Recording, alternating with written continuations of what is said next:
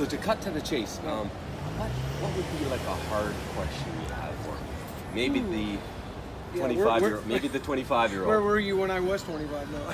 I was like you in the same seat. And do you have that? And do you have that silver car we can both get into? No.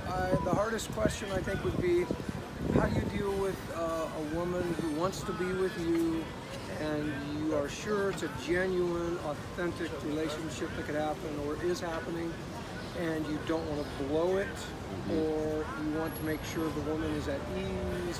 What are the steps I should be or someone should be following to make sure we actually get to the completion of our union together? That's a great question, loaded gun question. Loaded, big question. I'm sorry I couldn't narrow it down. It's a book for an answer, of course. Yes.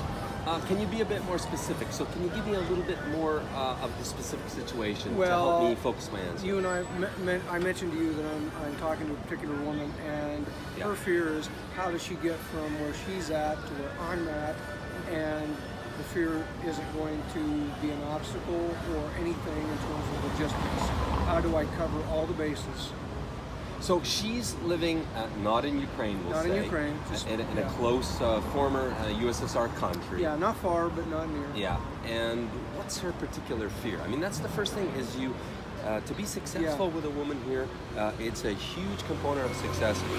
You have to be a psychologist. Yes. And you have to drill down on what is her specific fears. That's why I have a whole bunch of videos on YouTube asking Ukrainian women, what's your big fear if you were to marry a Western man? I ask them this because that's huge, and you got to drill down and find that out. It is. It would be the same as if I moved here, and it's interesting that I asked about that, and the fear is really twofold, which is really unique.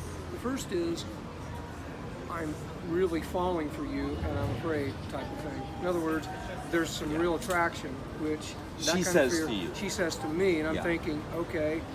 And it's genuine because that's how we feel about each other. However, the flip side is, how does she make the transition to speak English better and to move? She's worried about those three things all in tandem.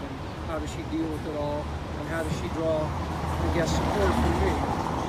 So how does she basically transition into moving to America? Yeah, from old to new. Yeah. So it's a huge challenge, and I would encourage you to talk about it openly with her, and just to show your support. Okay. Show that, honey, when you move, it's not going to be easy, but let's try to find a Ukrainian Russian community support group. There's Facebook support groups. There's, of course, getting her enrolled into English to improve her English level. And fortunately, I'm not far from a Ukrainian community in Chicago. I think there's about 10 to 15,000 people. Perfect. Yeah, now, Chicago's got a lot of Russian speakers. Yeah, not a problem. They even have a Russian tea room, so hey, you know. The other things you can do is just confirm to her your level of support. Excuse me, your level of support, like what you're going to do. How many times do you want to come back home? That's huge. And to know that she's not trapped in America. When can she come back? Will you come back with her? How many times can you come back and be with her family? I tell you, a huge one. When my parents get sick, or my loved ones, will you support them?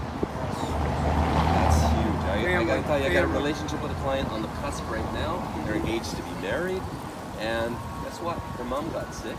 She pulled the plug. The K1 was almost done. It was almost done. She pulled the plug on it. Before the ink dried, huh? And she said, you know what? I just can't. My mom now is sick, and she just wasn't feeling comfortable enough. Okay. And their relationship moving to America, and mom is her number one in life. She's got to be there for mom. And the more serious the sickness, the more fear.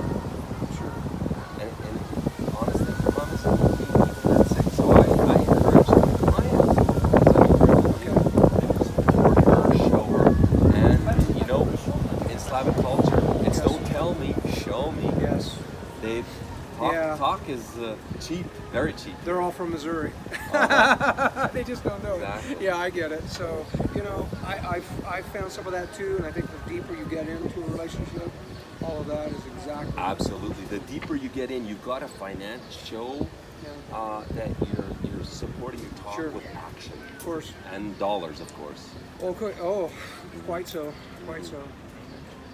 But don't roll it out too quickly, and don't set the bar too high too quickly. I agree. Is also That's part of the learning curve, by the way. Don't We all don't we fail all on learn. that one.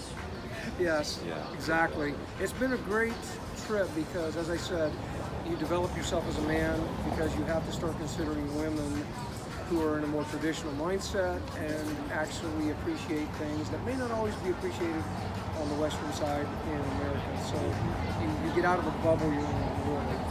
That's the number one reason to come to Ukraine. You see the other half of reality and you go, oh, this is what it could be and maybe even should be at times. So you should do that, at least even if you don't pursue a woman here. It's good for you as a man. Absolutely. Come here, try to immerse yourself in society here, get to know Ukrainian culture, people. I mean, the truth is, to be successful Ukrainian woman, there's so many obstacles. Oh, yes. It's virtually an endless chasm of obstacles. So the more you can learn, the quicker you can surf that learning curve, the better.